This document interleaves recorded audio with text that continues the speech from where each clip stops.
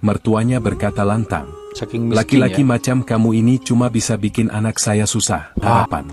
Ia tiba di Selangor, ditempatkan di sebuah proyek pembangunan gedung sekolah. Bulan pertama, ia menerima slip gaji, Rp1,500, setara dengan gaji 5 bulan saat ia bekerja di Indonesia. Awalnya Ia ya. melihat angka itu dengan mata berkaca-kaca. Ternyata aku memang bukan pemalas. Aku cuma salah tempat selama ini. Hai, Assalamualaikum warahmatullahi wabarakatuh. Berjumpa lagi dengan saya, Hai Merbat TV.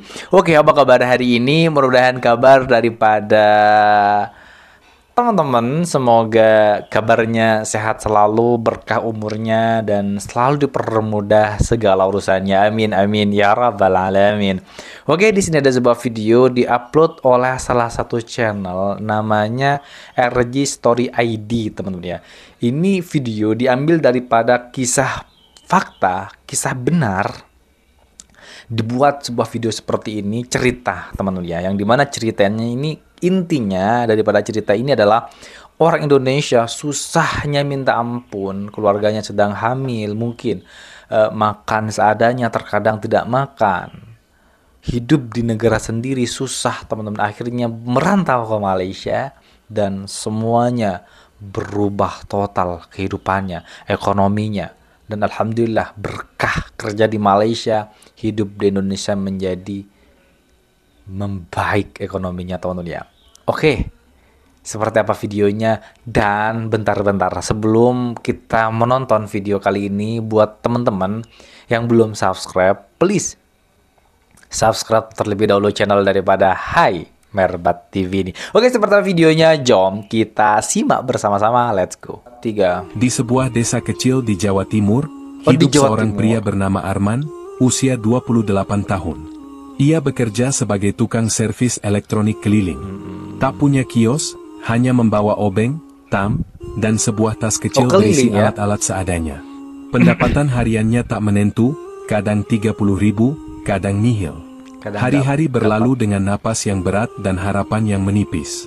Istrinya, Rina, sedang hamil 7 bulan. Setiap malam Arman menghitung lembaran receh di atas tikar ruang tamu, berharap cukup untuk membeli beras, susu ibu hamil, dan sebotol minyak goreng. Tapi seringkali yang ada hanya 2 lembar 5 ribuan dan koin 1000-an. Rina menatapnya dalam diam, mencoba tegar, meski wajahnya lelah dan tubuhnya semakin kurus. Yang paling menyakitkan bagi Arman bukanlah lapar, tapi hinaan yang datang dari mertuanya. Suatu sore, saat ia pulang dari memperbaiki kipas angin milik tetangga, mertuanya berkata lantang, Saking miskin, laki-laki ya? macam kamu ini cuma bisa bikin anak saya susah. Sudah tahu kerja nggak jelas, masih sempat punya anak. Arman tak menjawab. Ia hanya menunduk. Tapi malam itu, ia duduk lama di beranda rumah kayu mereka. Hujan turun pelan-pelan. Ia menatap langit gelap dan bertanya lirih, Tuhan, apakah aku memang diciptakan untuk gagal? Keesokan harinya, sebuah motor metik hitam berhenti di depan warung desa. Seorang pria turun, Wawan, teman SMP Arman, baru pulang dari Malaysia setelah 3 tahun kerja di sana. Badannya lebih berisi, bajunya rapi, dan ia membawa oleh-oleh untuk keluarganya. Arman menyambutnya dengan senyum kaku. Tapi dalam hatinya, ada rasa campur aduk, iri, kagum, sekaligus tersengat kenyataan. Malam itu, Arman dan Rina berbicara di bawah cahaya lampu petroma. Aku mau coba kerja ke Malaysia, Rin. Aku nggak bisa terus begini. Kita punya anak nanti. Aku nggak mau dia lahir dalam kemiskinan, ucap Arman, suaranya bergetar. Rina menatapnya, air mata jatuh tanpa bisa dicegah. Ia tahu risikonya, tapi ia juga tahu, suaminya bukan pemalas. Ia hanya kurang dihargai di tanah sendiri. Dengan uang pinjaman dari tetangga dan bantuan Wawan yang menghubungkan ke agensi legal, Arman akhirnya berangkat ke Malaysia. Ia meninggalkan rumah, istri, dan bayi yang belum lahir demi sesuatu yang bahkan belum pasti, harga diri dan harapan. Ia tiba di Selangor, ditempatkan di sebuah proyek pembangunan gedung sekolah. Tidur di asrama sempit berisi 10 orang, berbagi kamar mandi dan kipas angin tua yang nyaris mati. Arman bekerja dari pagi hingga malam, mengangkat pasir, mencampur semen, dan naik turun scaffolding dalam terik matahari yang kejam. Tangannya melepuh, punggungnya nyeri setiap malam. Tapi ia tak pernah mengeluh. Bulan pertama, ia menerima slip gaji, Rp1,500, setara dengan gaji 5 bulan saat ia bekerja di Indonesia. Oh, awalnya Ia ya. melihat angka itu dengan mata berkaca-kaca. Ternyata aku memang bukan pemalas. Aku cuma salah tempat selama ini. Di proyek itu, Arman dikenal rajin dan tak pernah membantah. Ia cepat belajar, mulai mengerti cara membaca cetak biru dan mengatur material. Sang mandor, seorang pria Tionghoa bernama Tuan Lim, mulai memperhatikannya. You kerja cepat, bersih. Bagus. Nanti kamu ikut saya ke Site Johor minggu depan, kata Tuan Lim suatu hari. Itulah momen pertama Arman merasa dirinya dihargai bukan karena koneksi, bukan karena ijazah, tapi karena kerja kerasnya. Kerja keras. Malam itu Teman-teman ya, kerja keras di Malaysia itu tidak memandang pendidikannya seperti apa, riwayat hidupnya seperti apa, tapi memandang seperti apa dia bekerja. Apakah dia seorang pemalas atau tidak. Kalau dia pemalas, maka tidak bakalan menjadi apa-apa. Kalau dia semangat, rajin bekerja, maka mandorlah yang akan bertindak menjadikan dia. Wow, teman-teman. Kerja 1 bulan, gaji di Malaysia tuh ibarat gaji 5 bulan di Indonesia. 5 bulan di Indonesia, dapat gaji segini, di Malaysia cuma 1 bulan. Gila. ia menelepon Rina lewat video call. Wajah istrinya di layar kecil itu tampak letih, tapi bahagia. Arman menunjukkan kamar kecilnya yang sempit tapi bersih. Aku nggak tahu apa yang menunggu di depan, Rin, tapi aku yakin, jalan ini akan membawa kita ke tempat yang lebih baik. Wow. Rina tersenyum, sambil mengelus perutnya yang membesar. Aku percaya padamu, Mas. Kami menunggu pulangmu dengan bangga. Arman memejamkan mata malam itu, untuk pertama kalinya dengan keyakinan penuh, ini awal dari kehidupan baru yang akan mengubah segalanya. Waktu terus bergulir. Sudah lebih dari setahun Arman bekerja di Malaysia. Dalam masa itu, ia nyaris tak pernah mengambil cuti. Ia hanya punya satu tujuan, membayar hutang, menabung, dan membawa istri serta anaknya ke tanah seberang, suatu hari nanti. Anaknya, Naila, lahir saat ia sedang memasang plafon di proyek Johor. Wow. Ia menerima kabar Kisah bahagia luar biasa. itu lewat pesan suara. Rina Masya Allah. menangis dalam rekaman itu, menyebut nama bayi mereka, dan berkata, "Dia mirip kamu, Mas." Matanya, alisnya. Arman berjongkok di pojok proyek, menyembunyikan air mata yang tak bisa dibendung. Teman-teman sekerjanya paham, mereka tahu rasanya menjadi ayah dari jauh. Tapi rasa bahagia itu tak sepenuhnya menghapus luka. Setiap malam, ia tidur sambil memeluk baju kecil bayi yang dibelikan di pasar malam. Aroma kain itu seolah jadi pengganti pelukan Naila.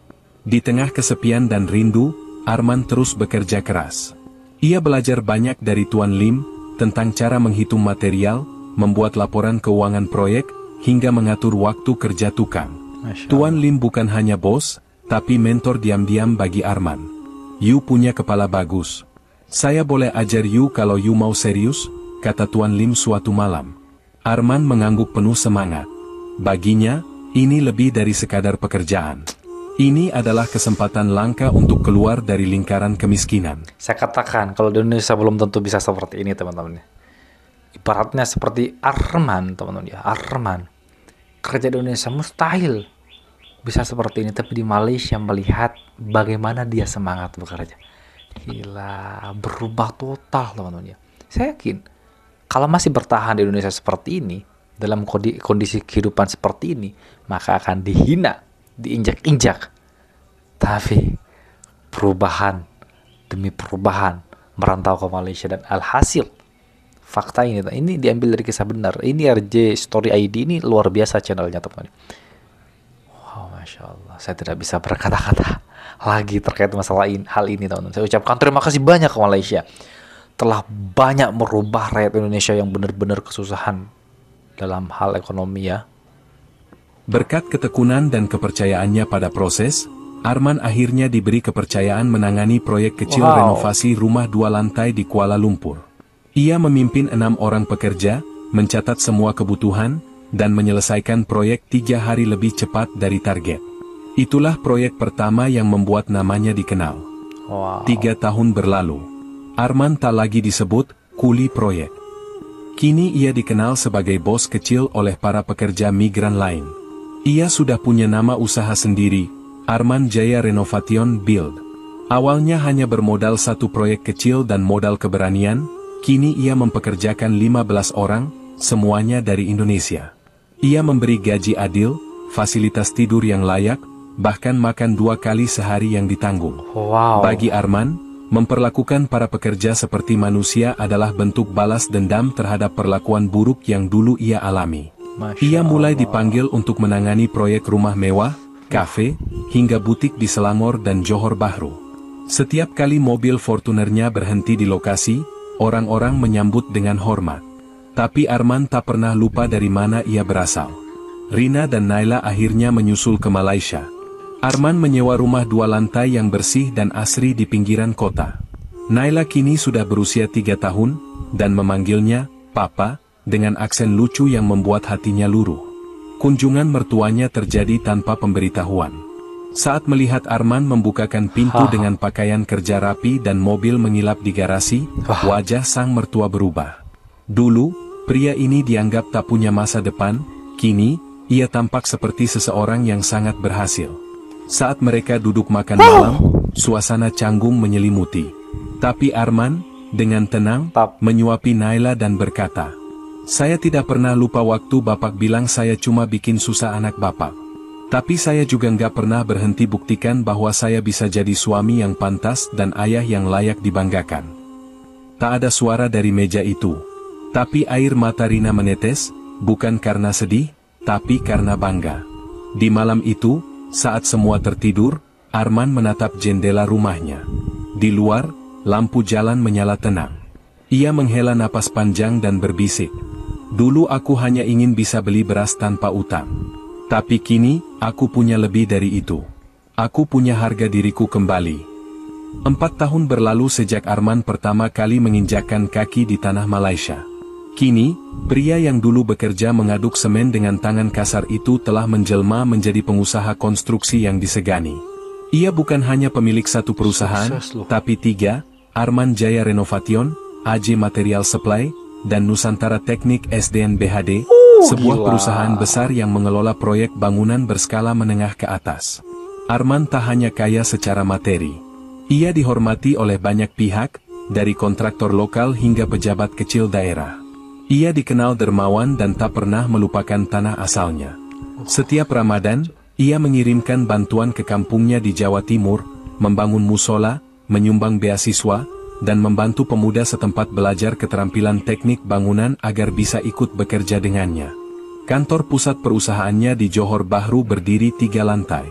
Di ruang utamanya, tergantung foto keluarga, dirinya, Rina, dan Naila yang kini sudah sekolah dasar. Di sampingnya, ada satu foto yang tidak pernah ia pindahkan, foto rumah reot di kampungnya dulu, tempat ia pertama kali dihina, dipatahkan, dan dipaksa untuk bangkit. Suatu hari, ia mendapat undangan untuk menjadi pembicara tamu dalam seminar kewirausahaan di Kedutaan Besar Indonesia di Kuala Lumpur. Di sana, ia menceritakan kisah hidupnya, tentang upah Rp30.000 sehari, tentang rasa malu dan hinaan, dan tentang bagaimana Malaysia memberinya panggung untuk membuktikan bahwa ia berharga. "Saya bukan orang pintar, saya cuma orang yang gak menyerah. Ketika orang lain bilang saya tidak cukup baik, saya memilih percaya pada diri sendiri.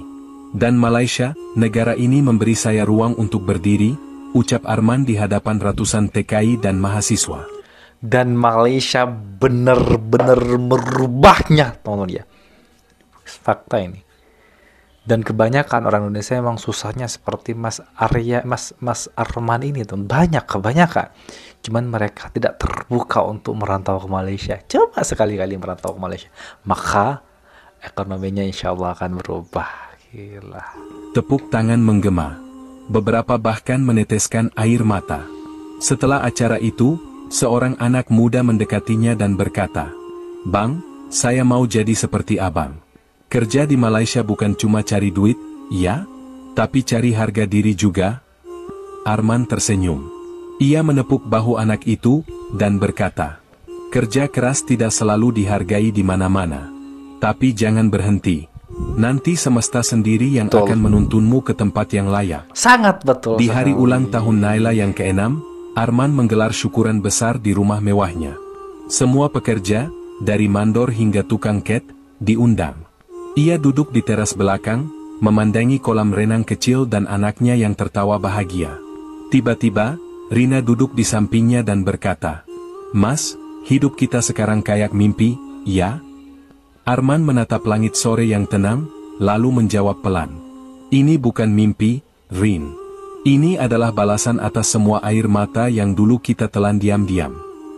Arman tahu hidup tidak akan selalu mudah, tapi ia juga tahu satu hal, ia telah menaklukkan dunia yang dulu ingin menjatuhkannya. Dari lelaki yang dihina karena tak berguna, kini ia menjadi sosok yang mengangkat banyak orang. Tersentuh loh. Dan setiap kali ia menatap tangannya sendiri, ia tahu. Tangan ini pernah mengaduk semen, tapi kini membangun istana.